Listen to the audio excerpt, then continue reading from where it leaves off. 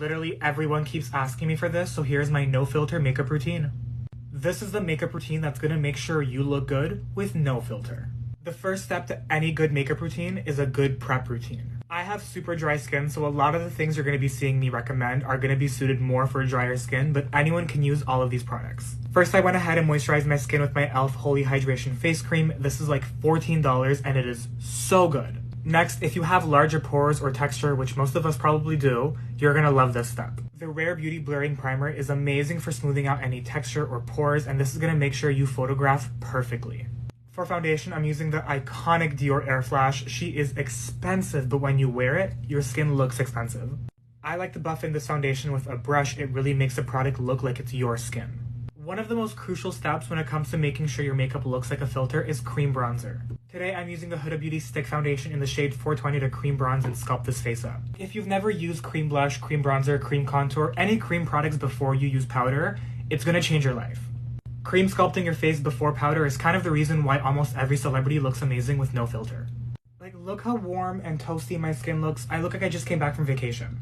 And blush is always the first thing to fade off our face throughout the day, so applying a cream blush before you apply any powder on top is really gonna make sure things last all day long. And now what if I told you I made this cream blush? Would you wanna know how? For concealer, I'm using my Jouer Essential High Coverage Concealer, and just like the name says, high coverage. This will cover every bad decision you have ever made, including the really bad ones, you nasty bitch. And just look at how good that looks all blended out. Now let's set it. Before I set with powder, I'm gonna look up first and blend out any last minute creasing. This is super important for that porcelain creaseless look. And as you're looking up from the outer corner inwards, you're gonna wanna set the under eye with powder, but you kinda wanna press upwards. This is really gonna make sure you do not crease. Look how smooth and blurred this side looks compared to... I couldn't even finish the sentence.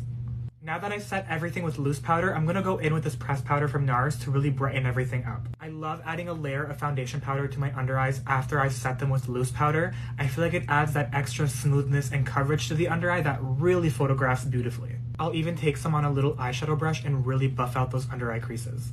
I'm gonna set my cream bronzer with my favorite powder bronzer of all time, MAC Give Me Sun. I talk about this all the time. If you haven't tried it, please do. It gives like the perfect warmth to the skin. Now before I apply any blush, I'm gonna let this sit on my nose for a little bit and then I'm gonna buff it away with the blush. For blush, first I'm gonna use Creamy Peach from Makeup by Mario all the way up here on my cheekbones and my temples. And I'm gonna lightly pat away this powder too. And then just a bit of Poppy Pink right on the apple of my cheek.